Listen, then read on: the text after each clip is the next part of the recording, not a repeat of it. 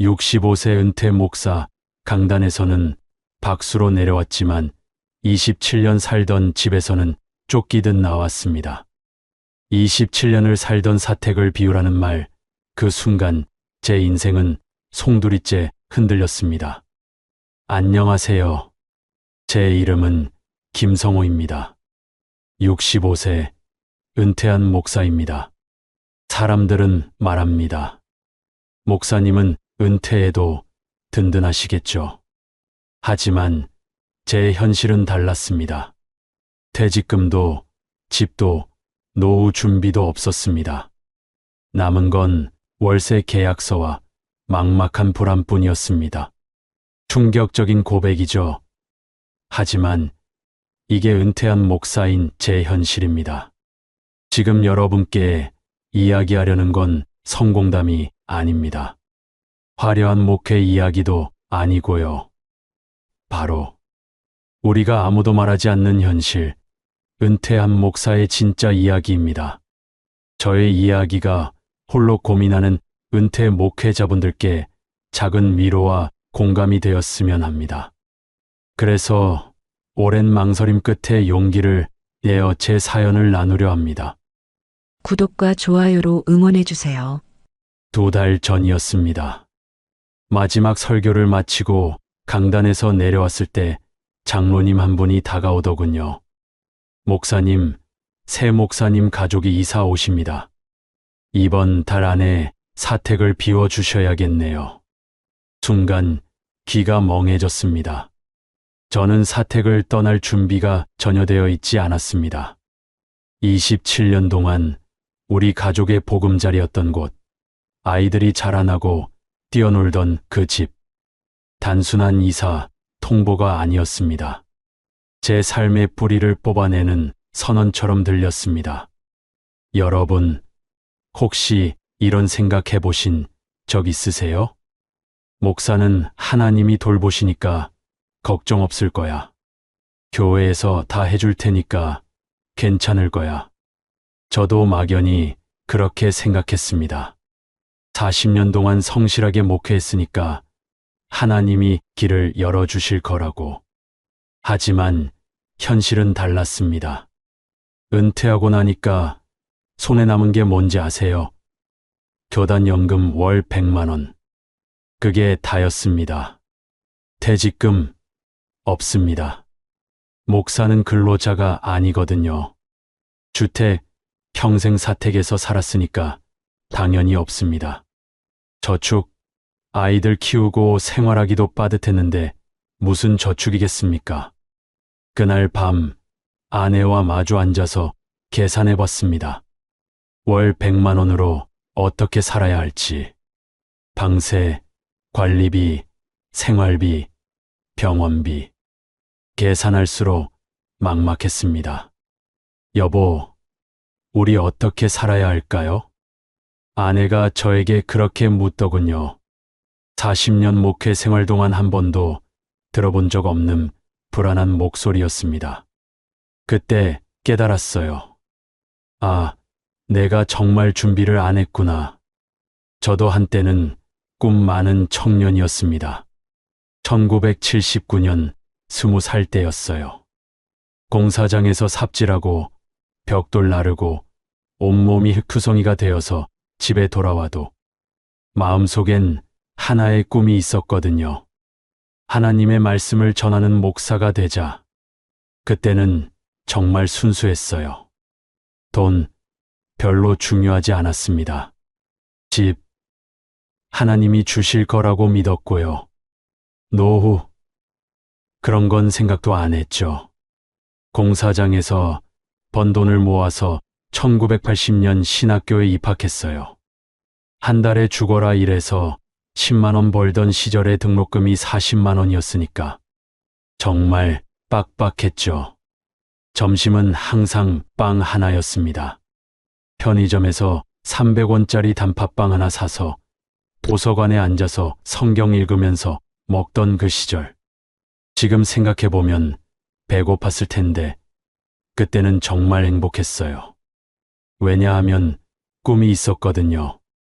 언젠가는 교회 목사가 되어서 많은 사람들에게 복음을 전하겠어. 하나님이 쓰시는 그릇이 되겠어. 그런 생각으로 가득했죠. 책상 위 성경책은 제 전부였고 그 말씀 속에서 저는 살아갈 힘을 얻었습니다. 돌이켜보면 그때는 가진 게 없었지만 마음은 누구보다 부유했습니다. 주님이 나를 부르셨다. 는 확신 하나만으로 버틸 수 있었으니까요. 그런 저에게 하나님은 제게 큰 선물 하나를 주셨어요. 1983년이었습니다. 진학교 3학년 때 동문 선배 한 분이 저를 불러서 그러더라고요. 성호야, 좋은 사람 있는데 소개해 줄까? 그렇게 만난 사람이 바로 제 아내 윤영이었습니다. 첫 만남이 참 어색했어요. 학교 앞 작은 다방에서 만났는데 저는 너무 긴장해서 커피도 제대로 못 마셨거든요. 그런데 영희가 참 차분하고 현명한 사람이더라고요. 제가 목사가 되겠다고 하니까 다른 여자들은 목사 사모 되는 거 쉽지 않을 텐데 라며 걱정부터 했는데 영희는 달랐어요. 주님이 가라 하신 길이라면 저도 함께 하겠습니다. 딱 한 문장이었는데 그 말이 제 가슴을 철렁하게 만들었어요. 아, 이 사람이구나. 하나님이 제게 보내주신 사람이. 1984년에 결혼했습니다. 진학교 졸업하자마자 바로 결혼한 거죠. 가진 건 없었지만 꿈은 가득했어요. 다음에 1985년 제가 처음 부임한 곳은 경상북도 영주 깊은 산골에 자리 잡은 작은 교회였습니다. 예배당은 오래된 기와 지붕 아래 군데군데 페인트가 벗겨진 흰 벽돌 건물이었고 종탑은 삐걱거려 바람이 불면 덜컹 소리를 냈습니다. 그 첫 교회 사택이 우리의 신혼집이었습니다. 주일 아침 교인이라 해봐야 30명 남짓. 대부분이 60, 70대 할아버지, 할머니들이었습니다. 낡은 성경책을 품에 안고 교회에 들어오시던 그분들의 발걸음은 느렸지만 찬송가를 부를 때의 목소리는 누구보다 뜨거웠습니다. 처음 강단에 섰을 때 제 마음은 눈물이 핑 돌 정도로 벅찼습니다. 비록 교인 수는 적었지만 그분들의 믿음은 세상의 그 어떤 부흥회보다도 깊고 진실했기 때문입니다. 그때 저는 깨달았습니다. 목회란 숫자의 문제가 아니구나. 교인이 몇 명이냐보다 한 사람 한 사람의 영혼이 얼마나 귀한가가 더 중요하다는 것을요. 물론 생활은 쉽지 않았습니다. 사례비라 해도 받는 돈은 적었고 장마철이면 지붕이 새어 예배당 안에 양동이를 놓아야 할 때도 있었습니다. 하지만 그 모든 고단함 속에서도 저는 매일 기도하며 다짐했습니다. 주님, 여기서부터 다시 시작하겠습니다. 사람의 눈이 아닌 주님의 시선으로만 목회하겠습니다. 그렇게 영주 시골 교회에서의 시간은 제 목회의 첫 단추가 되었고 그 작은 교회에서 만난 교인들의 눈빛은 지금까지도 제 마음에 남아 있습니다. 낡은 사택, 겨울이면 바람이 숭숭 들어오고 장작불로 방을 덮여야 했던 곳. 1985년 첫 부임지에서 목회를 시작한 지 2년이 지났을 때였어요. 1987년 첫째 아들이 태어나면서 우리 가정의 웃음이 피어났고 바로 다음 해에는 둘째 아들까지 선물처럼 안겨왔습니다. 아이의 첫 울음소리를 들은 날 저는 교회 종탑에 올라가 종을 울렸습니다. 교인 30명 남짓한 작은 시골 교회였지만 그날만큼은 예배당 안이 축제처럼 기뻤습니다. 아이고, 이 교회에도 새 생명이 왔구먼. 주님이 복을 주셨네. 며칠 뒤에는 집에서 키운 달걀, 손수 기른 채소, 심지어 닭 한 마리까지 가져오시며 축복해 주셨습니다. 넉넉한 돈은 없었지만 그분들의 사랑은 우리 가정을 풍성하게 했습니다. 병원비를 어떻게 감당해야 할지 걱정이 앞섰지만 교인들의 작은 정성과 도움 덕분에 무사히 아이를 안을 수 있었습니다. 그때마다 아내는 눈물을 글썽이며 말했습니다. 여보, 우리가 가진 건 없지만 이 교인들이 우리 가족이 되어주네요. 맞습니다. 영주 교회에서의 시간은 부족함 속에서도 하나님이 채워주시는 은혜를 깊이 체험한 시절이었습니다. 아이들이 자라나는 모습 하나하나가 기적 같았고 작은 교인들의 기도와 손길이 우리 가정의 울타리가 되어 주었습니다. 그런데 1992년 부임한 지 7년이 되던 해 서울 근교의 한 교회에서 청빙이 들어왔어요.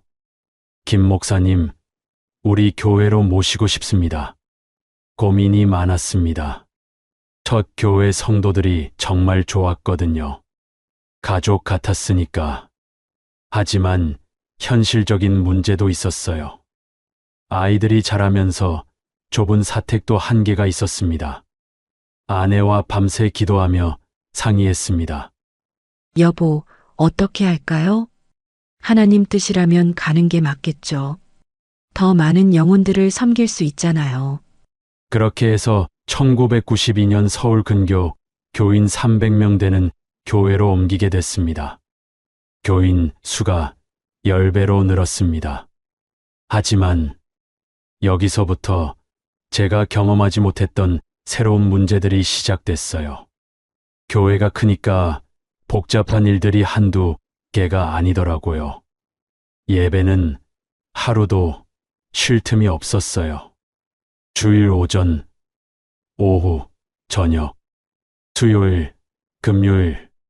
성도들이 많아진 만큼 상담은 끝이 없었고 교인들 신방까지 하루도 쉴 틈이 없었습니다. 그런데 더 힘든 건 사람들 사이의 갈등이었습니다. 당회에서 헌금을 어디에 쓸지 놓고 매번 다툼이 벌어졌거든요. 목사님, 새 성전 건축이 우선이에요.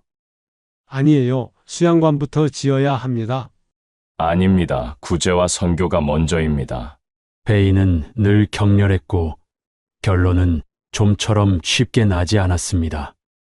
그럴 때마다 중간에 서 있는 제 마음은 찢어질 듯했습니다. 저는 말씀을 전하는 목회자인데 어느새 양쪽의 갈등을 조율하는 위치에 서 있었습니다. 성도들도 저를 영적 지도자라기보다는 뭐랄까 중재자로만 보는 것 같았습니다. 목사님 편은 어디십니까? 그런 질문을 받을 때마다 정말 답답했습니다. 제가 뭔가 대답을 해야 하는데 어느 쪽을 택해도 다른 쪽에서는 불만이 나오니까요. 그런 순간들이 쌓이면서 제 마음은 점점 공허해졌습니다. 밤마다 무릎 꿇은 자리에서 제 마음은 주님께 흘러갔습니다. 주님, 제가 걸어온 길이 맞는 길입니까? 하지만 그러한 무거운 시간을 견디며 저는 목회자의 길을 묵묵히 걸어갔습니다. 모진 시간을 견디며 아내와 함께 무릎 꿇고 기도하며 하루하루를 버텨냈습니다. 경제적으로 넉넉하지 않았고 마음의 상처도 깊었지만 주님의 말씀을 붙들며 다시 강단에 섰습니다. 그렇게 흘러간 세월이 어느덧 20년이 넘었습니다. 시골에서 30명 남짓한 교인들과 함께했던 작은 예배는 이제 도시 근교의 큰 예배당을 가득 메우는 장면으로 바뀌었습니다. 교인 수도 늘어나고 밖에서 보기에 부흥이라는 이름으로 불리기도 했습니다. 하지만 주님 앞에선 목회자로 무릎 꿇었지만 집에선 아버지와 남편으로서 버거운 현실이 기다리고 있었습니다. 아이들이 자라면서 가정의 짐은 점점 더 무거워졌습니다. 처음엔 기저귀 값과 분유 값이었지만 금세 유치원 등록금, 학원비, 교복비로 이어졌습니다. 영주의 작은 교회 시절에는 교인들이 달걀이나 채소를 가져다 주며 도와주셨지만 도시로 올라온 뒤부터는 모든 것이 돈으로 계산되었습니다. 통장에 찍히는 잔액은 늘 바닥을 드러냈습니다. 들어오는 건 교회 사례비뿐인데 나가는 건 끝이 없었습니다. 아이들 학비, 생활비, 전기세, 수도세, 기름값 한 달이 채 가기도 전에 통장은 금세 비어버렸습니다. 저는 늘 마음속으로 다짐했습니다. 아이들 공부만큼은 부족함을 느끼지 않게 하자. 그 마음 하나로 밤늦게까지 설교를 준비하고 주중엔 성도들을 찾아다니며 지쳤어도 정작 집으로 돌아오면 아내와 마주 앉아 한숨만 쉬었습니다. 아내는 조용히 수첩을 펴놓고 가계부를 정리했습니다. 수입보다 지출이 더 큰 날이면 그녀는 연필 끝으로 숫자를 몇 번이고 지웠다 다시 적곤 했습니다. 그리고는 제게 웃는 얼굴로 말했습니다. 여보, 괜찮아요. 이번 달도 버텨지겠죠? 하지만 저는 그 웃음 뒤에 숨겨진 아내의 불안을 너무나 잘 알고 있었습니다. 그래서 은퇴 준비는 생각조차 못했습니다. 나중에 아이들 다 크면 그때 저축하지 뭐. 은퇴까지 아직 20년이나 남았잖아. 그렇게 자꾸만 미뤘습니다. 남은 건 교단 연금뿐이었습니다. 매달 얼마씩 교단에 내는 그 연금. 은퇴하면 월 100만 원 정도 받을 수 있다고 했습니다. 그 정도면 살 수 있겠지. 지금 당장 살아내는 것이 우선이었기 때문입니다. 남들이 보험을 들고 노후 자금을 마련할 때 우리는 늘 뒤로 미룰 수밖에 없었습니다. 저 역시 마음 한편에서 늘 알았습니다. 이러다 은퇴하면 아무것도 남지 않겠구나. 그러나 그 두려움마저도 그저 기도로 눌러버리고 살았습니다. 주님이 인도하시겠지. 그 믿음 하나로 버텼지만 세월은 기다려주지 않았습니다. 그렇게 10년, 20년이 흘러갔습니다. 아이들은 자라 떠나고 저와 아내는 점점 나이를 먹었습니다. 은퇴 후를 떠올릴수록 불안만 커졌지만 당장 할 수 있는 게 없었습니다. 그리고 통장은 여전히 비어 있었습니다. 2019년 제가 63세가 되었을 때입니다.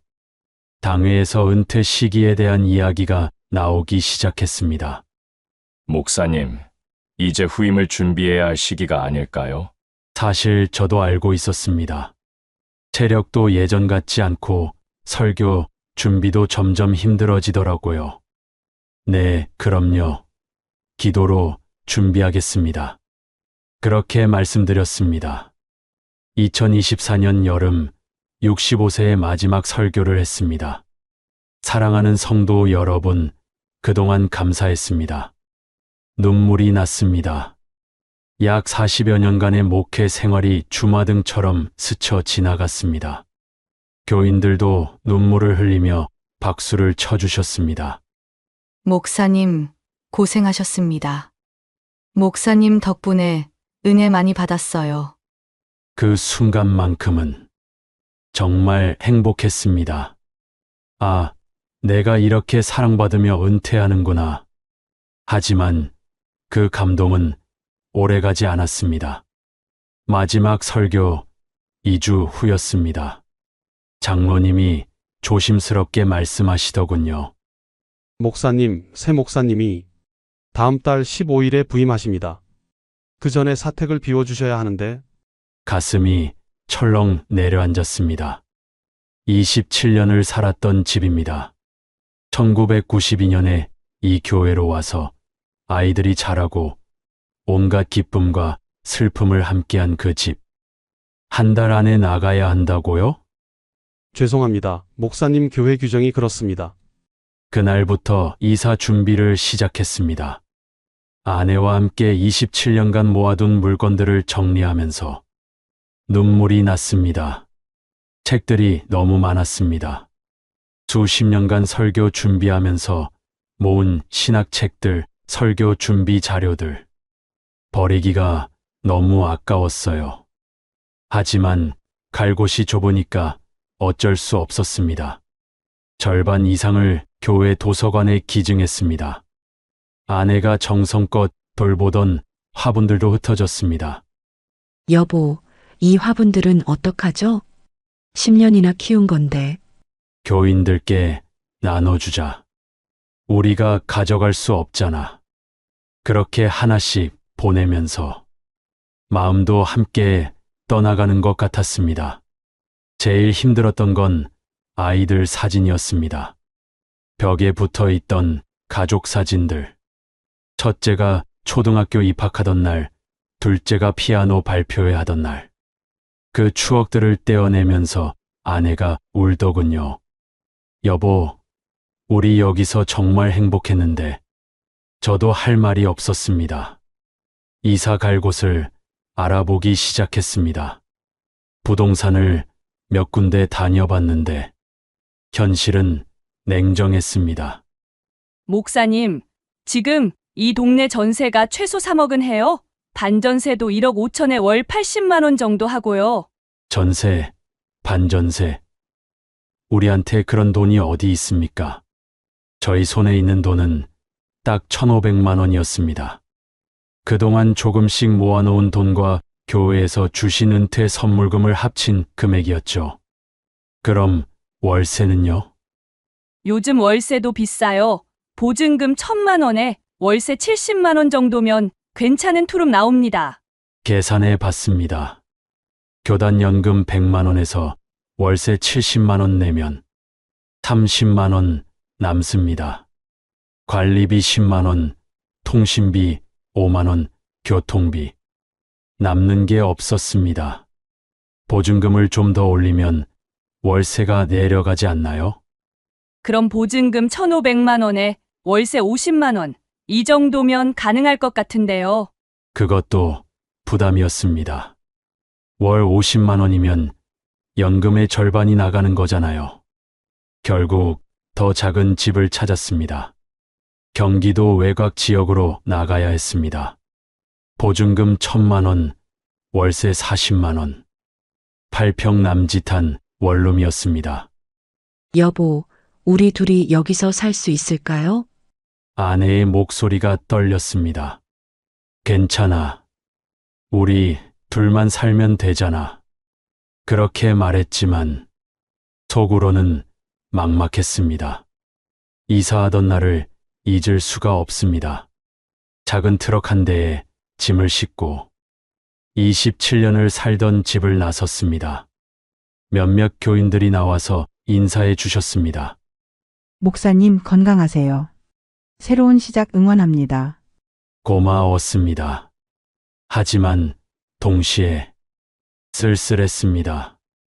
원룸에 도착해서 짐을 풀면서 현실이 실감났습니다.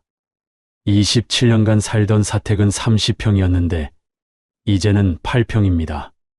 침대 하나, 옷장 하나, 작은 식탁 하나. 그게 전부였습니다. 책들은 대부분 버리고 왔고 아내의 화분들도 없고 텅 빈 방 안에서 아내가 조용히 울고 있더군요. 저도 옆에 앉아서 아무 말도 할 수 없었습니다. 내가 정말 40년 목회를 했는데 이게 끝인가? 그런 생각이 들었습니다. 원룸에서의 생활이 시작됐습니다. 첫 달 정말 낯설었습니다. 월세 40만 원, 관리비 10만 원, 통신비 5만 원. 그것만 나가도 55만 원입니다. 교단연금 100만 원에서 빼면 45만 원 남습니다. 여보, 이 돈으로 한 달 살 수 있을까요? 아내가 불안한 얼굴로 물었습니다. 해봐야지. 절약하면서 살면 되겠지. 하지만 쉽지 않았습니다. 식비부터 계산해 봤습니다. 하루 식비를 2만 원으로 잡으면 한 달에 60만 원입니다. 이미 예산을 초과했습니다. 하루 1만 5천 원으로 줄여야겠어요. 아내가 한숨을 쉬며 말했습니다. 그날부터 마트에 가면 달라졌습니다. 예전에는 필요한 것들을 그냥 담았는데 이제는 가격표를 먼저 봅니다.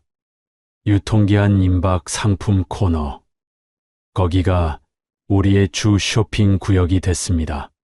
한때는 교인들이 주는 것만으로도 충분히 먹었던 제가 이제는 할인 스티커를 찾아다니게 됐습니다. 고기는 사치가 됐습니다. 한 달에 한두 번 특별한 날에만 삼겹살 한 근을 샀습니다. 그렇게 소소한 행복을 찾으며 살았습니다. 교통비도 아껴야 했습니다. 버스비가 아까워서 걸어 다니기 시작했습니다. 목사님, 오랜만이에요. 어디 가세요? 길에서 우연히 옛날 교인을 만났습니다. 아, 네. 산책 좀 하려고요. 사실은 버스비 아끼려고 걷는 건데 차마 그 말은 못했습니다. 약값이 제일 부담스러웠습니다. 저는 허리가 안 좋습니다. 오랜 목회 생활로 디스크가 왔거든요. 한 달에 병원비와 약값이 10만 원 정도 나갔습니다. 그 금액도 부담으로 다가왔습니다. 그리고 또 다른 어려움은 바로 원룸 생활이었습니다. 밤이 되면 원룸은 더욱 힘들었습니다. 옆집 TV 소리가 벽을 넘어왔습니다. 여보, 소리가 너무 크네요. 참아야지. 우리도 소리 낼 수 있으니까. 27년간 사택에서 조용히 살다가 이렇게 좁은 공간에서 다른 사람들 소리를 들으며 사는 게 익숙하지 않았습니다. 더 당혹스러운 건 옆방에서 통화하는 소리까지 다 들린다는 거였습니다. 엄마! 나 돈 좀 보내줘요! 카드값 나왔어요! 젊은 사람 목소리가 벽을 뚫고 들려왔습니다. 저녁 시간이면 옆집에서 부부가 다투는 소리도 들렸습니다. 아내와 저는 그냥 조용히 앉아 있었습니다. 우리가 대화를 하면 옆집에서도 다 듣겠죠. 여보, 우리도 조심해서 말해야겠어요. 다 들리니까. 더 힘든 건 따로 있었습니다. 아이들이 오지 못한다는 거였습니다. 첫째 아들이 전화를 했습니다. 아버지, 이번 주말에 아이들 데리고 가도 될까요? 그게 말을 잇지 못했습니다. 8평 원룸에 우리 부부만 있어도 비좁은데 아들 가족까지 오면 아들아, 미안한데 집이 너무 좁아서 차라리 우리가 나갈게. 전화를 끊고 나서 한동안 멍하니 앉아 있었습니다. 예전 사택에서는 명절 때마다 아이들이 오고 손주들이 뛰어놀고 그런 게 당연했는데 이제는 자식들조차 초대할 수 없는 처지가 됐습니다. 진학교 동기가 전화했습니다. 성호야, 오랜만에 만나자. 내 집으로 갈까? 형, 집이 좀 그래서 그냥 밖에서 봐. 목사로 있을 때는 동료들이 사택으로 자주 왔었습니다. 함께 차 마시며 목회 이야기하고 모여서 기도하고 이제는 그럴 수도 없습니다. 8평 원룸에 침대와 옷장만 있는 집에 누구를 부를 수 있겠습니까? 목사로 살면서 늘 사람들을 맞이하던 우리가 이제는 누구도 부르지 못하는 처지가 됐습니다. 밤에 혼자 앉아 있으면 생각했습니다. 내가 왜 이렇게 됐을까? 40년 목회하면서 사람들은 많이 섬겼는데 정작 내 가족은 옆방에서 또 누군가 통화하는 소리가 들렸습니다.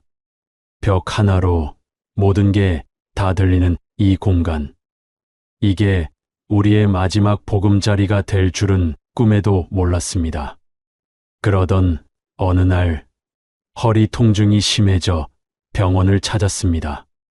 수십 년간 강단에 서고 성도 집을 오가며 몸을 혹사한 대가가 이제야 찾아온 것이었습니다. 진료실에서 의사는 차분히 말했습니다.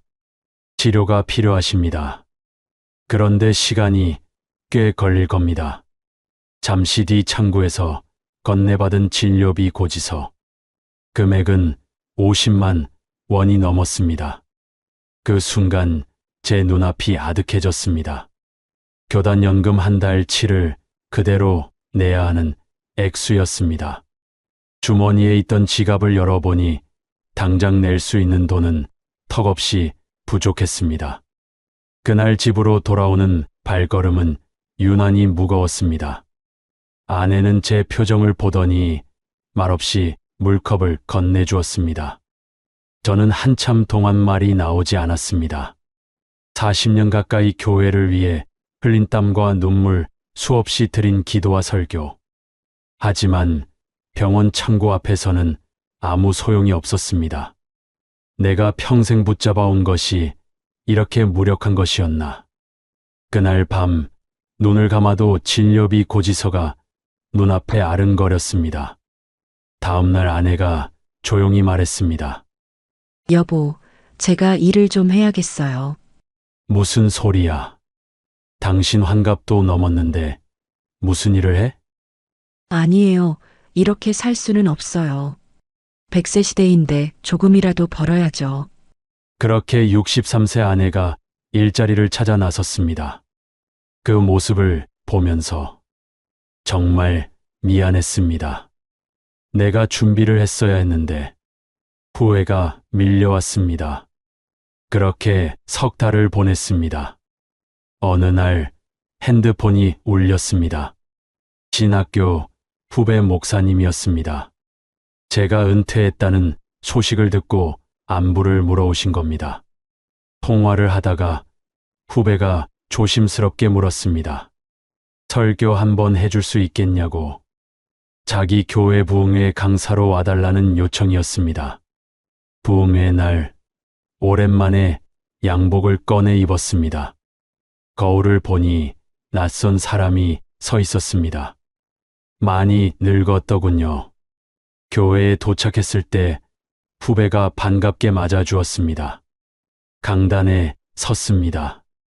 마이크를 잡는 순간 39년간 했던 그 감각이 돌아왔습니다. 성도들을 보니 눈물이 났습니다. 말씀을 전했습니다. 준비해간 설교문도 있었지만 제 어려움도 함께 나눴습니다. 설교가 끝나고 여러 성도들이 악수를 청했습니다. 돌아오는 길에 후배가 건넨 사례비 봉투를 받았습니다. 집에 와서 아내에게 보여줬습니다. 아내 얼굴에 오랜만에 미소가 번졌습니다. 우리는 그 돈으로 밀린 관리비를 냈고 병원에도 갔습니다. 그 후로 간간히 설교 요청이 들어왔습니다. 한 달에 한두 번 정도였지만 그것만으로도 큰 도움이 됐고 감사했습니다. 그러던 중에 아내에게도 기회가 왔습니다.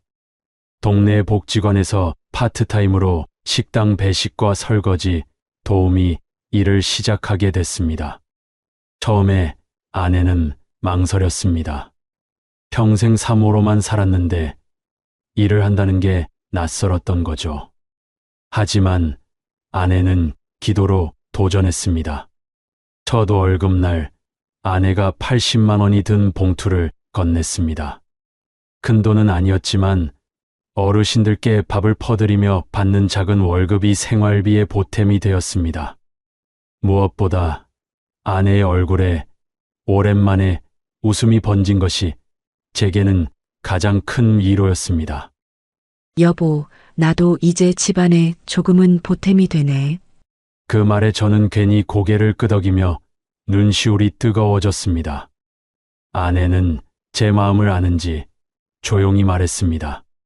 괜찮다고, 우리 함께 이겨내자고. 그날 밤 마음 깊숙이 감사의 기도를 드렸습니다. 주님, 아직 저와 제 가정을 붙잡아 주셔서 길을 열어주셔서 감사합니다. 그리고 또 하나의 길이 열렸습니다. 오래 알고 지내던 장로님의 추천으로 집 근처 기독교 대안학교에서 기숙사 관리직을 맡아 달라는 제안을 받게 되었습니다. 처음 전화를 받았을 때 저는 순간 귀를 의심했습니다. 정말 제가 할 수 있을까요? 상대방은 말했습니다. 목사님께서는 학생들을 돌보는데 충분한 경험이 있으십니다. 무엇보다 아이들에게는 신앙 안에서 삶을 보여주실 어른이 필요합니다. 단순히 시설을 관리하는 일이 아니었습니다. 청소년들과 생활을 함께하며 그들의 하루를 살펴주고 때로는 삶의 이야기를 들어주는 자리. 무엇보다 숙소가 함께 제공된다는 조건은 집 문제로 매일 밤 가슴이 무너져 내리던 우리 가정에게 기적과도 같은 선물이었습니다. 소식을 전하자 아내는 말없이 제 손을 꼭 잡았습니다. 눈가에는 눈물이 맺혔지만 그 눈물은 좌절의 눈물이 아니었습니다. 여보, 우리 다시 시작할 수 있겠어. 그 목소리는 오랫동안 눌러왔던 불안과 두려움이 조금은 풀려나는 듯한 안도의 고백이었습니다. 그렇게 우리 부부는 대안학교 기숙사로 오게 됐습니다. 창밖으로 아침 햇살이 스며들면 복도 저편에서 학생들의 웃음소리가 들려옵니다. 그 소리와 함께 제 하루가 시작됩니다. 밤늦게까지 수다를 떨다 혼나는 아이들을 달래고 고민을 털어놓는 한 학생의 이야기를 조용히 들어줍니다. 때로는 청소 도구를 들고 복도를 닦습니다. 걸레질을 하면서 문득 깨닫습니다. 이 평범한 노동 속에서 제 삶도 함께 새로워지고 있다는 것을. 무엇보다 가슴 벅찬 변화는 아내의 미소입니다. 좁은 원룸에 살던 시절 늘 걱정과 눈물로 밤을 지새우던 그 사람이 이제는 다시 환하게 웃습니다. 복도에서 아이들과 이야기를 나누며 웃는 아내의 모습을 볼 때마다 가슴이 뜨거워집니다. 저 역시 이제 압니다. 저는 더 이상 무기력한 은퇴 목사가 아닙니다. 여전히 누군가에게 필요한 존재라는 사실에 그저 고개 숙여 감사할 뿐입니다. 돌아보니 비로소 보입니다. 은퇴 후 찾아온 불안과 외로움은 목사만의 이야기가 아니었습니다. 현직에 계신 후배 목사님, 교회 장로님, 집사님, 그리고 이 글을 읽고 계신 여러분도 똑같이 마주하고 있는 현실일 것입니다. 노후는 기도로만 준비되는 게 아닙니다. 믿음이 우리의 발걸음을 붙잡아 주는 것은 맞습니다. 하지만 생활은 우리가 지금부터, 오늘부터 차근차근 준비해야 합니다. 기도와 함께 작은 저축을, 계획을 절대 미루지 마십시오. 저는 이제 제 남은 사명을 이렇게 정했습니다. 후배 목회자들에게, 제 주변 사람들에게, 그리고 당신에게 말하는 것입니다. 은퇴는 누구에게나 옵니다. 그날을 미리 준비하십시오.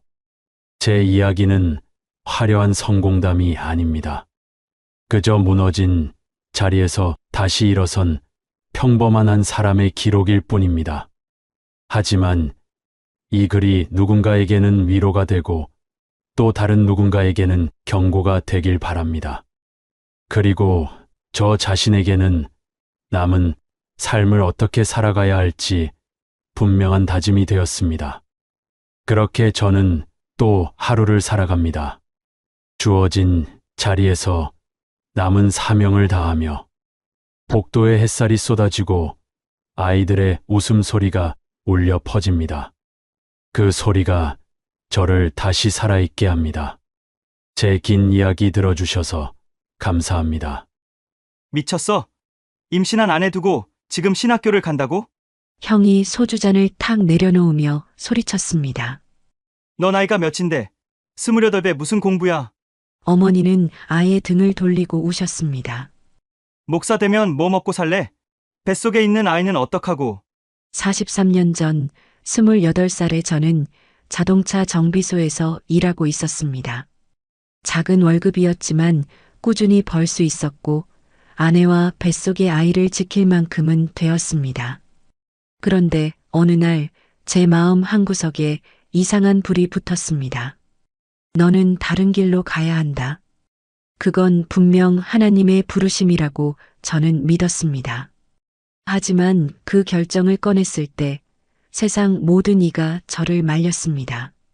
아내는 아무 말도 하지 않았습니다.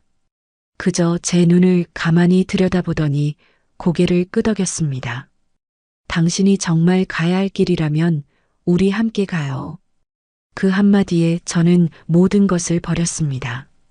안정된 직장, 주변의 만류, 상식적인 판단, 전부 다 버리고 신학교에 들어갔습니다.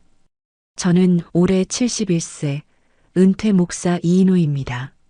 43년이 지난 지금은 서울 외곽의 허름한 반지하 월세방에서 아내와 단둘이 지내고 있습니다.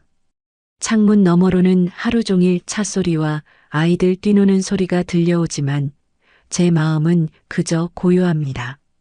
사람들은 가끔 제게 묻습니다. 목사님, 안정된 직장 두고 왜 그렇게 사셨습니까? 후회되진 않으십니까? 그 질문을 들을 때마다 제 마음속엔 수많은 장면이 스쳐 지나갑니다. 43년 전 그날 형이 했던 말이 맞았습니다. 목사 되면 뭐 먹고 살래? 맞았습니다. 전부 다 맞았습니다.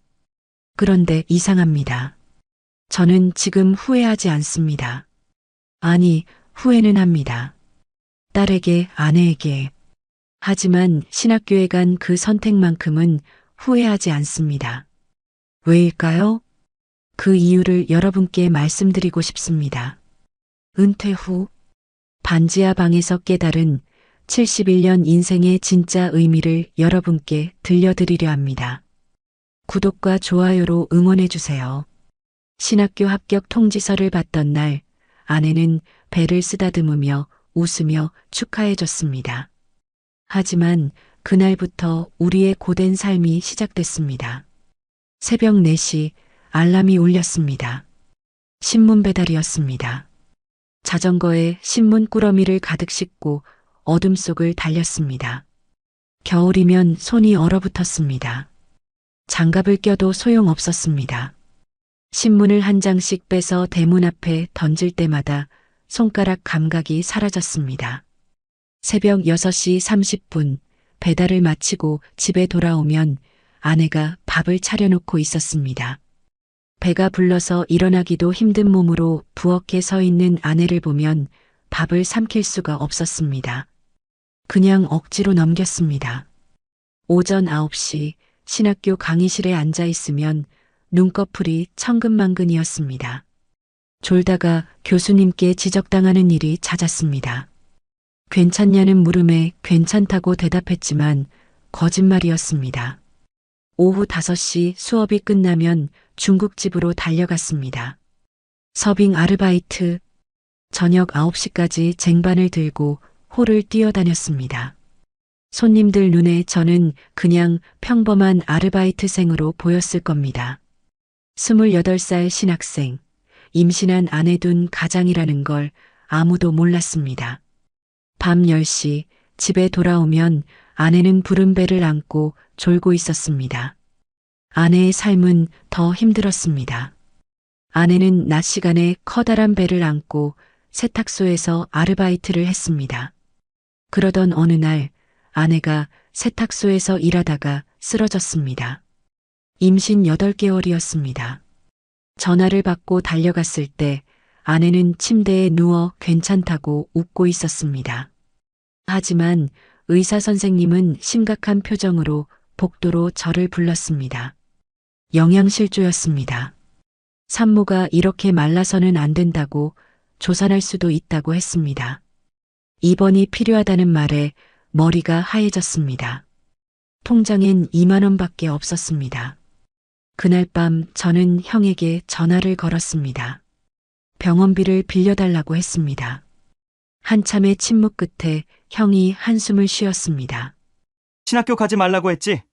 이렇게 될 거라고 했지? 형의 말은 전부 맞았습니다. 저는 할 말이 없었습니다.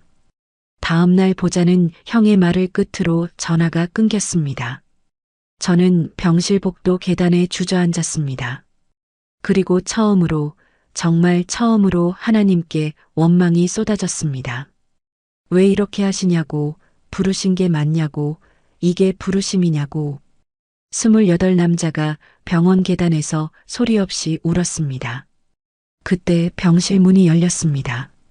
아내가 링거를 달고 배를 안고 휘청거리며 나왔습니다.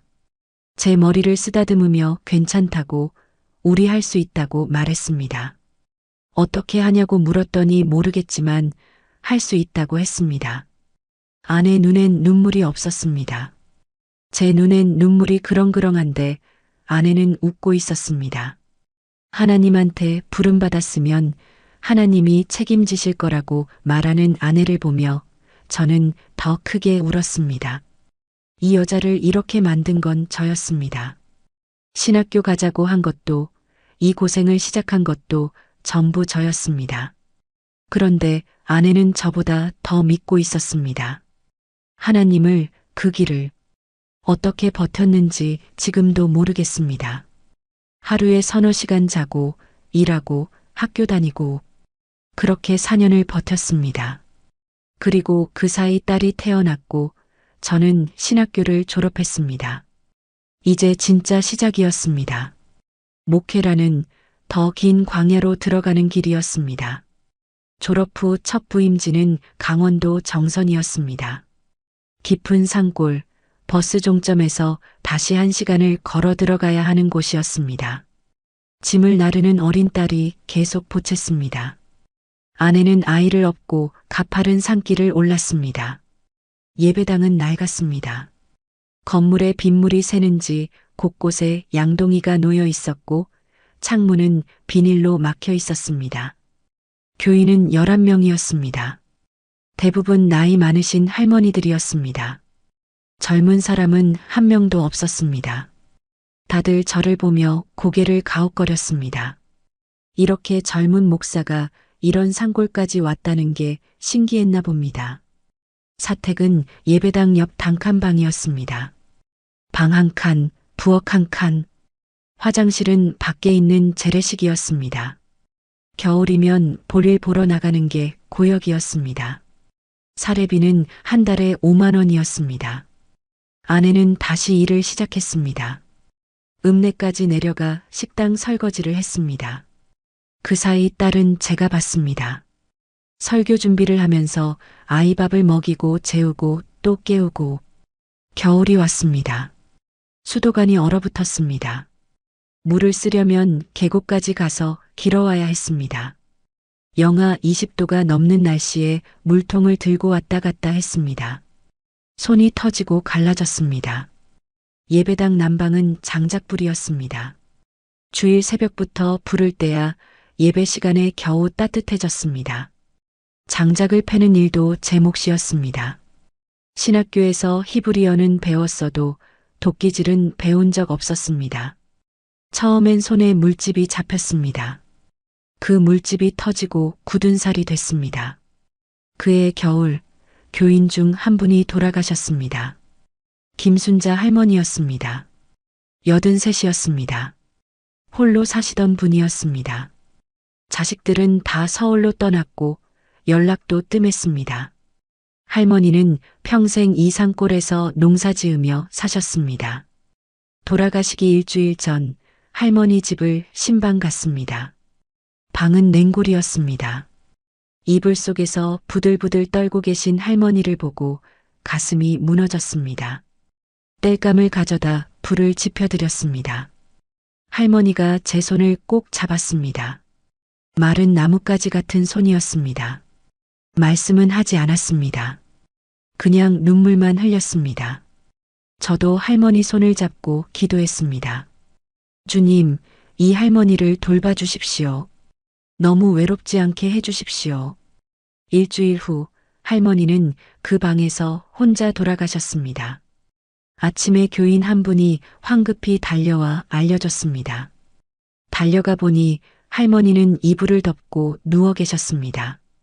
마치 주무시는 것처럼 편안한 얼굴이었습니다. 자식들이 내려와 장례를 치렀고 제가 장례 집례를 봤습니다.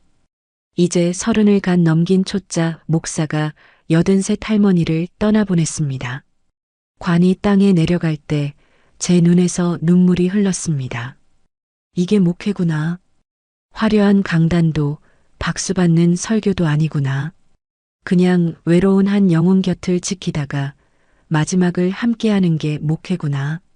그날 깨달았습니다. 그 뒤로 저는 달라졌습니다. 이제 교인이 10명밖에 안 되지만 그 10명을 정말 열심히 돌봤습니다. 일주일에 한 번씩 전부 신방을 다녔습니다. 혼자 사시는 할머니 댁에는 더 자주 갔습니다. 장작이 떨어지면 패다 드렸고 김장철이면 아내와 함께 가서 도와드렸습니다. 교인들이 하나둘 마음을 열기 시작했습니다. 주일 예배 때 할머니들이 손수 만든 반찬을 싸오셨습니다. 목사님 댁 먹으라고. 어떤 때는 감자 한 자루를 메고 오셨습니다. 우리 밭에서 난 거라고. 가난했지만 따뜻했습니다. 예배당은 낡았지만 찬송 소리는 힘이 있었습니다. 할머니들이 떨리는 목소리로 부르는 찬송가가 제 가슴을 울렸습니다. 겨울 새벽 기도는 더 특별했습니다. 영하의 날씨에도 할머니들이 손전등을 들고 예배당으로 왔습니다. 눈길을 헤치고 어둠을 뚫고 그렇게 모인 예배당에서 함께 기도하는 시간이 제게는 천국이었습니다. 그렇게 5년이 흘렀습니다. 딸이 자랐고 아내는 여전히 읍내 식당에서 일했습니다.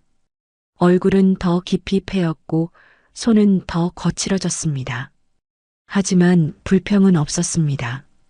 저는 목회의 본질을 배웠습니다. 화려함이 아니라 성실함이었습니다. 숫자가 아니라 한 영혼이었습니다. 박수가 아니라 눈물이었습니다. 그 5년이 제 목회 인생의 뿌리가 됐습니다. 그러던 어느 날 신학교 선배에게서 전화가 왔습니다. 목소리가 힘이 없었습니다. 건강이 안 좋다고 했습니다. 암 진단을 받았다고 했습니다. 더 이상 교회를 맡을 수 없을 것 같다고 했습니다. 선배는 서울 외곽에서 개척 교회를 하고 계셨습니다. 10년 가까이 목회하셨는데 이제 내려놓아야 한다고 했습니다. 그러면서 저에게 부탁했습니다. 이노 목사, 내가 시작한 이 교회를 맡아줄 수 있겠나? 저는 망설였습니다. 정선에서의 5년이 힘들었지만 의미 있었습니다. 교인들과도 정이 들었습니다. 떠나고 싶지 않았습니다. 하지만 선배의 목소리가 간절했습니다. 이 교회를 아무한테나 맡기고 싶지 않다고 했습니다. 진심으로 영혼을 사랑하는 목사에게 맡기고 싶다고 했습니다. 저는 아내와 함께 며칠을 기도했습니다. 그리고 결정했습니다. 가겠습니다. 1990년 봄 저는 가족과 함께 정선을 떠났습니다. 교인 할머니들이 다 나와 배웅해 주셨습니다. 눈물을 흘리며 손을 흔들었습니다. 저도 울었습니다. 아내도 딸도 울었습니다. 버스가 출발했습니다. 뒤를 돌아보니 할머니들이 작아지고 있었습니다. 예배당도 마을도 점점 멀어졌습니다. 새로운 곳으로 가는 길. 저는 알 수 없었습니다. 그곳에서 어떤 일이 기다리고 있을지.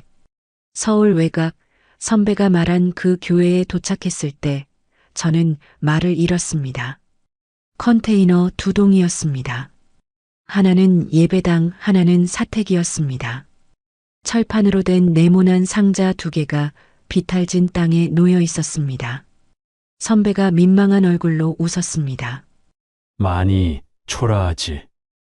선배는 많이 마른 상태였습니다.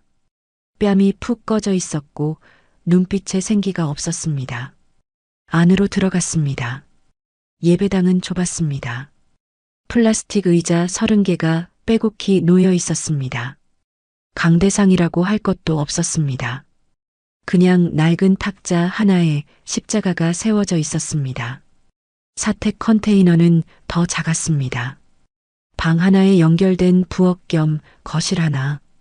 화장실은 밖에 임시로 지은 조립식이었습니다. 딸이 물었습니다. 아빠, 여기서 살아요? 아내가 딸의 손을 잡았습니다. 괜찮아. 잠깐만 있으면 돼. 하지만 저는 알고 있었습니다. 잠깐이 아니라는 걸. 교인은 23명이었습니다. 대부분 주변 산동네에 사는 분들이었습니다. 연세 많은 분도 계셨지만 젊은 부부도 몇 있었습니다. 다들 형편이 어려워 보였습니다. 첫 주일 설교를 했습니다. 목소리가 떨렸습니다. 정선에서는 11명 앞에서 편하게 말했는데 여기서는 왠지 긴장됐습니다. 도시였기 때문일까요? 사람들 눈빛이 달랐습니다. 예배를 마치고 교인들과 인사를 나눴습니다. 한 집사님이 제 손을 꼭 잡았습니다. 목사님, 우리 교회 잘 부탁드립니다. 이전 목사님이 너무 고생하셔서 마음이 아팠어요. 다른 집사님도 다가왔습니다. 목사님, 사모님, 아기까지 고생이 많으시겠어요. 뭐 필요한 거 있으면 말씀하세요. 따뜻했습니다. 가난했지만 서로를 아끼는 마음이 느껴졌습니다.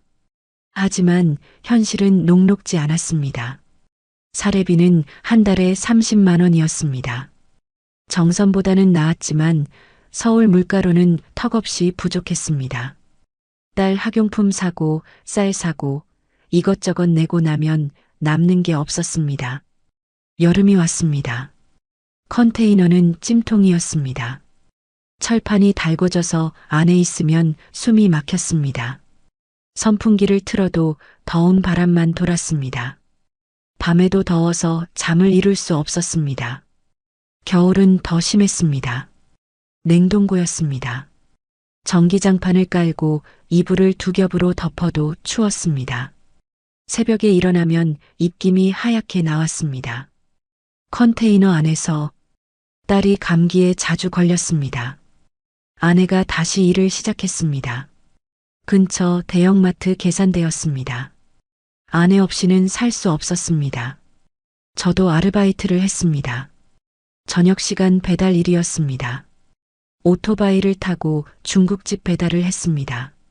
35살 목사가 짜장면을 배달했습니다. 처음엔 자존심이 상했습니다. 신학교 동기들은 교회에서 목회만 하는데 저는 왜 이렇게 사는지. 하지만 곧 깨달았습니다. 자존심으로 밥을 먹을 수는 없다는 것을. 배달을 다니다가 가끔 교인을 마주쳤습니다. 헬멧을 쓰고 있어도 알아보는 분들이 있었습니다. 민망했습니다. 하지만 교인들은 아무렇지 않게 말했습니다. 목사님 고생하시네요. 조심히 다니세요. 그 말 한마디가 위로가 됐습니다. 1995년 그렇게 컨테이너 교회에 부임한 지 5년이 흘렀습니다. 교인은 조금씩 늘었습니다. 23명에서 30명, 그리고 40명으로 산동네를 다니며 전도했습니다. 좁은 골목을 걸으며 집집마다 문을 두드렸습니다. 대부분 문전박대였습니다. 문을 열어주지도 않았습니다. 어떤 집은 욕을 하기도 했습니다. 하지만 가끔 문을 열어주는 집이 있었습니다. 한 청년이 그랬습니다. 27쯤 됐을까요? 얼굴이 퀭했습니다. 일용직 노동자였습니다. 혼자 단칸방에 살고 있었습니다. 저는 그 청년을 잊을 수가 없었습니다. 눈빛이 너무 어두웠거든요. 살아있는데 죽은 것 같았습니다. 일주일에 한 번씩 찾아갔습니다. 처음엔 귀찮아했습니다. 그냥 가만히 놔두라고 했습니다. 하지만 저는 계속 찾아갔습니다. 말은 별로 하지 않았습니다. 그냥 앉아서 함께 있었습니다. 한 달쯤 지났을까요? 청년이 입을 열었습니다. 저 사실 죽으려고 했었어요. 청년은 담담하게 말했습니다. 빚이 있었다고 했습니다. 일도 안 풀렸다고 했습니다. 누구한테도 기댈 곳이 없었다고 했습니다. 그래서 목사님이 처음 왔을 때 짜증났대요. 하필 그때 왔냐고. 청년이 웃었습니다. 근데 자꾸 오시니까 신기했대요. 뭐 바라는 것도 없이 그냥 오시잖아요. 저는 청년의 손을 잡았습니다. 기도했습니다. 주님, 이 청년을 살려주십시오. 혼자가 아니라는 걸 알게 해주십시오. 청년이 눈물을 흘렸습니다. 그 뒤로 청년은 교회에 나왔습니다. 빠지지 않고 나왔습니다. 찬송을 불렀고 기도를 배웠습니다. 얼굴에 생기가 돌기 시작했습니다. 그게 목회였습니다. 숫자가 아니었습니다. 한 영혼이 살아나는 것. 그게 진짜였습니다. 7년째 되던 해 교인이 70명을 넘었습니다. 컨테이너 예배당이 비좁아졌습니다. 주일이면 의자가 모자랐습니다. 뒤에 서서 예배드리는 분들도 생겼습니다. 장로님들이 모였습니다. 목사님, 이제 건물을 지어야 할 것 같습니다.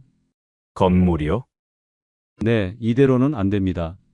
비가 오면 천장에서 물이 새고 겨울이면 너무 춥습니다. 제대로 된 예배당이 필요합니다. 하지만 돈이 없었습니다. 교회 통장에는 500만 원이 있었습니다. 10년 가까이 모은 돈이었습니다. 건물을 짓기엔 턱없이 부족했습니다. 장로님이 말했습니다. 우리가 헌금을 더 하겠습니다. 목사님도 믿음으로 시작하십시오. 그렇게 건축이 시작됐습니다. 땅은 교회 소유였습니다. 건물만 지으면 됐습니다. 그래도 3천만 원은 있어야 했습니다. 가난한 교회였지만 모두가 마음을 모았습니다. 그렇게 돈을 모으는데 몇 년이 더 걸렸습니다. 드디어 건물이 올라갔습니다. 2층 건물이었습니다. 1층은 예배당, 2층은 교육관. 크지는 않았지만 우리에게는 궁전이었습니다. 헌당 예배를 드리고 교인들과 함께 눈물을 흘렸습니다. 그렇게 컨테이너 교회에 부임한 지 12년째. 컨테이너에서 시작해 12년 만에 건물을 세웠습니다. 그날 저는 감사했습니다. 하나님 감사합니다. 이렇게까지 인도해 주셔서. 그런데 그때는 몰랐습니다. 이게 끝이 아니라는 것을. 아니, 진짜 시험은 이제부터라는 것을. 제가 47이 되던 해였습니다. 딸이 대학에 합격했습니다. 서울에 있는 괜찮은 사립대학이었습니다. 딸은 기뻐했습니다. 저도 기뻤습니다. 하지만 그 기쁨은 오래가지 못했습니다. 등록금 고지서를 받았을 때 손이 떨렸습니다. 한 학기에 등록금 220만 원. 통장을 확인했습니다. 100만 원이 있었습니다. 산동네 사는 교인들을 돕는 일이 먼저라 제 몫을 챙길 겨를이 없었습니다. 그렇게 10년이란 세월이 흘러 손에 쥔 돈은 100만 원뿐이었습니다. 장로님들께 조심스럽게 말했습니다. 사례비를 조금만 올려주실 수 있냐고. 장로님들이 난색을 표했습니다. 목사님, 교회 형편도 어렵습니다. 건물 지을 때 빚도 아직 남아 있고요. 조금만 기다려 주십시오. 저는 고개를 숙였습니다. 더 이상 말할 수 없었습니다. 집에 돌아와 아내와 마주 앉았습니다. 결국 대출로 겨우 첫 학기 등록금을 냈습니다. 딸은 대학에 입학했습니다. 하지만 우리는 알고 있었습니다.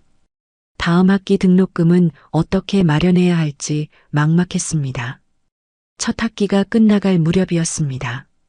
딸이 조용히 말했습니다. 아빠, 나 다음 학기 휴학할래요. 아르바이트해서 등록금 모을게요. 그 말을 듣는 순간 가슴이 무너졌습니다. 딸은 웃고 있었습니다. 하지만 눈가가 붉었습니다. 안 돼. 아빠가 어떻게든. 괜찮아요. 아빠, 제 친구들도 많이 그래요. 요즘 다들 알바하면서 학교 다녀요. 거짓말이었습니다. 친구들은 학교를 다녔고 딸만 멈춰야 했어요. 미안하다, 그 말밖에 할 수 없었습니다. 그날 밤 저는 잠을 이루지 못했습니다. 천장만 바라보며 생각했습니다. 나는 목사로는 충성했을지 몰라도 아버지로는 실패한 거구나. 그렇게 모진 세월은 흘러 어느덧 60을 넘겼습니다. 어느 날 갑자기 속이 쓰렸습니다. 밥을 먹어도 체했고 새벽 기도를 인도하다가도 배가 아팠습니다. 참고 넘겼습니다. 병원 갈 시간도 없었고 돈도 아까웠습니다. 한 달쯤 지났을까요? 설교를 하다가 쓰러졌습니다. 강단에서 성경을 펼치고 말씀을 전하다가 갑자기 눈앞이 캄캄해졌습니다. 비틀거렸고 그대로 무릎이 꺾였습니다. 정신을 차렸을 때는 병원이었습니다. 아내와 딸이 침대 옆에 앉아 있었습니다. 두 사람 모두 얼굴이 창백했습니다. 의사 선생님이 들어왔습니다. 위암입니다. 이기로 보입니다. 수술이 필요합니다. 그 말을 듣는 순간 머릿속이 하얘졌습니다. 위암, 이기, 수술, 평생 강단에서 주님이 함께 하신다고 외쳤습니다. 믿음으로 살면 모든 게 형통하다고 말했습니다. 그런데 지금 제가 누워있는 이곳은 병원 침대였습니다. 의사 선생님이 나가고 병실에는 침묵만 흘렀습니다. 아내가 제 손을 잡았습니다. 딸도 제 손을 잡았습니다. 하지만 저는 그 손을 느낄 수가 없었습니다. 왜입니까, 하나님? 28 신학교에 갈 때 분명히 부르셨잖습니까? 정선 산골에서도 서울 컨테이너 교회에서도 믿고 따랐잖습니까? 그런데 왜 이렇게 하십니까? 이제 암까지 걸려서 가족을 더 고생시켜야 합니까? 처음으로 하나님께 원망이 솟아올랐습니다. 병상에서 천장을 바라보며 눈물을 흘렸습니다.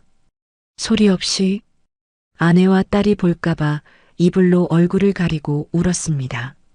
제 인생에서 가장 어두운 순간이었습니다. 수술 날짜가 잡혔습니다. 수술비와 입원비로 300만 원이 필요하다고 했습니다. 항암 치료까지 하면 더 들 거라고 했습니다. 통장에 있는 돈으로는 턱없이 부족했습니다. 그래서 대출을 받아 해결했습니다. 항암 치료와 수술은 성공적이었습니다. 수술 후 입맛이 없어서 밥을 먹을 수 없었습니다. 토했습니다. 몸무게가 15kg 빠졌습니다. 거울을 보니 제가 아니었습니다. 앙상한 얼굴, 움푹 들어간 눈, 빠진 머리카락. 이게 목사의 모습입니까? 강대상에서 건강과 치유를 선포하던 그 목사가 이렇게 무너져 있습니까? 아내는 밤낮으로 간호했습니다. 하던 일도 그만두고 병원에 붙어 있었습니다. 죽 한 숟가락이라도 먹이려고 애썼습니다. 딸도 아르바이트를 늘려 생활비를 보탰습니다. 이렇게 가족을 고생시키다니 제가 너무 한심했습니다. 그렇게 긴 고통의 시간이 지나고 의사 선생님이 말했습니다. 다행히 잘 이겨내셨습니다. 이제 정기검진만 받으면 됩니다. 집에 돌아왔을 때 교회에서 장로님들이 찾아왔습니다. 목사님, 건강 회복하셔서 다행입니다. 그런데 말씀드릴 게 있습니다. 장로님들 표정이 무거웠습니다. 목사님이 아프신 동안 교회가 많이 어려워졌습니다. 교인들이 많이 떠났습니다. 헌금도 줄었습니다. 알고 있었습니다. 제가 병원에 누워 있는 동안 주일 예배는 다른 목사님들이 돌아가며 인도했습니다. 처음에는 목사님 쾌차하시길 기도합시다 하며 다들 위로했지만 시간이 길어지자 분위기가 조금씩 달라졌습니다. 설교자가 매번 바뀌다 보니 예배의 흐름이 일정하지 않았고 교회 운영도 안정감을 잃었습니다. 그 불안정한 분위기 속에서 교인들의 발걸음이 서서히 줄어들기 시작했던 겁니다. 교인이 60명으로 줄었습니다. 장로님이 조심스럽게 말을 이었습니다. 목사님, 사례비를 조금 줄여야 할 것 같습니다. 교회 형편이 좋지 않습니다. 고개를 끄덕였습니다. 알겠습니다. 괜찮습니다. 괜찮을 리 없었지만 그렇게 말할 수밖에 없었습니다. 사례비는 80만 원으로 줄었습니다. 2019년 저는 64살이 되어 있었습니다. 병을 이겨냈지만 몸은 예전 같지 않았습니다. 위를 잘라낸 뒤로 소화가 잘 안 됐고 조금만 무리해도 기력이 떨어졌습니다. 교회는 다시 조금씩 회복됐습니다. 교인이 80명 정도로 늘었습니다. 하지만 생활비는 여전히 빠듯했습니다. 교회에서 당회가 열렸습니다. 장로님들이 모였고 저도 자리에 앉았습니다. 분위기가 무거웠습니다. 한 장로님이 조심스럽게 말을 꺼냈습니다. 목사님, 이제 연세도 있으시고 건강도 예전 같지 않으시고 교회도 새로운 변화가 필요한 것 같습니다. 무슨 말인지 알았습니다. 은퇴하라는 얘기였습니다. 다른 장로님이 덧붙였습니다. 젊은 목회자가 오면 교회가 더 부흥할 수 있을 것 같습니다. 목사님께서도 이제 좀 쉬셔야 하지 않겠습니까? 쉬라는 말이 아니었습니다. 그만두라는 말이었습니다. 저는 고개를 끄덕였습니다. 알겠습니다. 제가 물러나겠습니다. 30년이었습니다. 컨테이너 2동에서 시작해 건물을 세우고 교인을 100명 넘게 늘리고 위암을 이겨내며 지켰던 30년. 그렇게 끝났습니다. 2020년 65세 은퇴 예배를 드렸습니다. 교인들이 박수를 쳤습니다. 꽃다발을 주었습니다. 감사하다고 말했습니다. 하지만 저는 알고 있었습니다. 그들은 제가 떠나길 원했습니다. 새로운 목사를 원했습니다. 은퇴금은 2천만 원이었습니다. 집에 돌아와 아내와 마주 앉았습니다. 1,000만 원은 그동안에 대출받은 빚을 갚는 데 썼습니다. 남은 1,000만 원을 딸에게 주고 싶었습니다. 아빠가 못해준 학비, 이제라도 주고 싶었습니다. 하지만 딸은 사양했고 결국 그 돈은 저희 부부가 집을 구하는데 쓰기로 했습니다. 사택에서 나와야 했습니다. 새로 오는 목사가 들어와야 하니까요. 부동산을 돌아다녔습니다. 보증금 없는 월세방을 찾았습니다. 결국 찾은 곳이 반지하 방이었습니다. 월세 40만 원. 보증금 없음. 습기가 차고 해가 안 들었지만 선택의 여지가 없었습니다. 짐을 싸며 아내가 말했습니다. 여보, 괜찮아요. 우리 둘이면 충분해요. 하지만 아내 눈가가 붉었습니다. 저도 울었습니다. 이게 목회의 끝입니까, 하나님? 30년을 바쳤는데 반지하 방 한 칸이 끝입니까? 그런데 말입니다. 반지하 방으로 이사하고 얼마 지나지 않아 놀라운 일들이 일어났습니다. 먼저 문을 두드린 사람은 컨테이너 교회 시절 산동네를 다니며 전도했던 청년이었습니다. 죽으려고 했던 그 청년. 목사님, 저예요. 기억하세요? 기억했습니다. 30년 전 단칸방에서 눈빛이 죽어있던 27 청년. 이제 57이 됐습니다. 목사님, 저는 이제 혼자가 아니에요. 결혼도 했고 아이도 둘 낳았습니다. 작은 사업도 하고 있는데 그때 목사님이 자꾸 찾아오셔서 제가 혼자가 아니라는 걸 알았어요. 그게 제 인생의 전환점이었습니다. 청년은 두툼한 봉투를 건넸습니다. 1,000만 원이 들어 있었습니다. 너무 많습니다. 이건 받으세요. 제 인생을 살려주신 분께 드리는 감사 표시예요. 저는 눈물을 흘렸습니다. 주님, 감사합니다. 젊은 날 흘린 작은 수고가 이렇게 돌아오는군요. 잊혀진 줄 알았던 그 순간들이 누군가의 기억 속에 남아 있었고 이렇게 돌아왔습니다. 그 이후로도 잊혀졌다고 생각한 인연들이 종종 찾아오기 시작했습니다.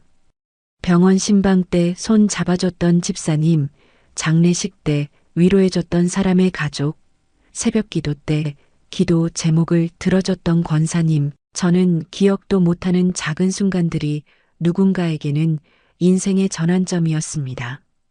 잊혀진 줄 알았던 그 순간들이 씨앗이 되어 30년, 40년이 지나 열매를 맺어 돌아왔습니다. 저는 반지하 방 책상 앞에 앉아 눈물을 흘렸습니다. 주님, 감사합니다. 제가 흘린 땀방울 하나, 눈물 한 방울, 기도 한마디도 헛되지 않았군요. 반지하 방은 좁았지만 그 안에 하나님의 은혜가 넘쳐 흘렀습니다. 교단연금 100만 원에 사람들이 보내주는 도움까지 합치니 이제 생활이 조금은 나아졌습니다. 부족하지만 감사했습니다. 가난하지만 풍요로웠습니다.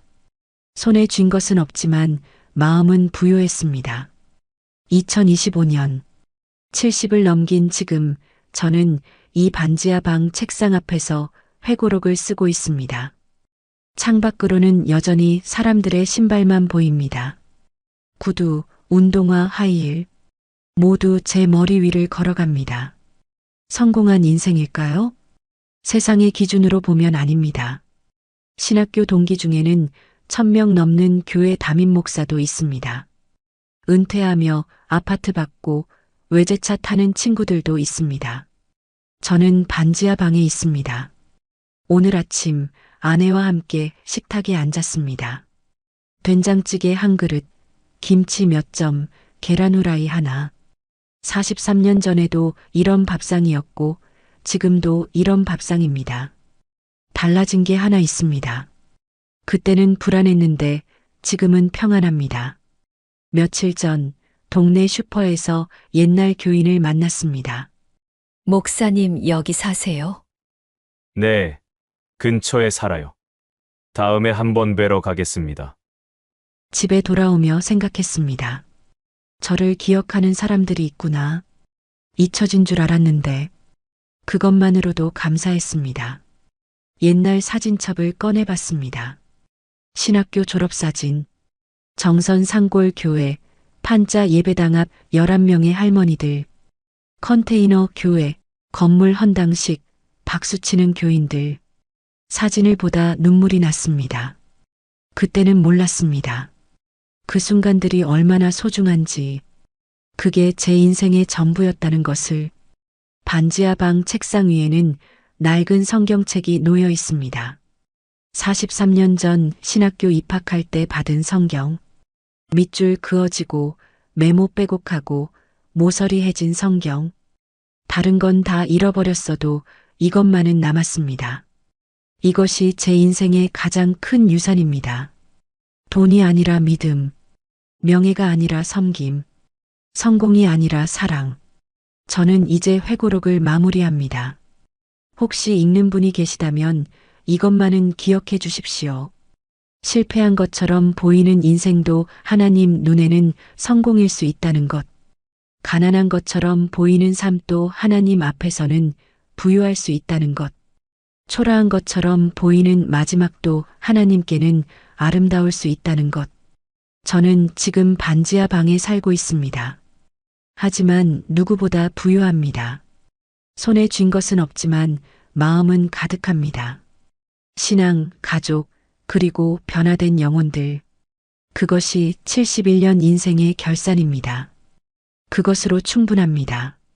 가난했지만 의미 있었습니다. 힘들었지만 후회 없습니다. 제 긴 이야기 들어주셔서 감사합니다.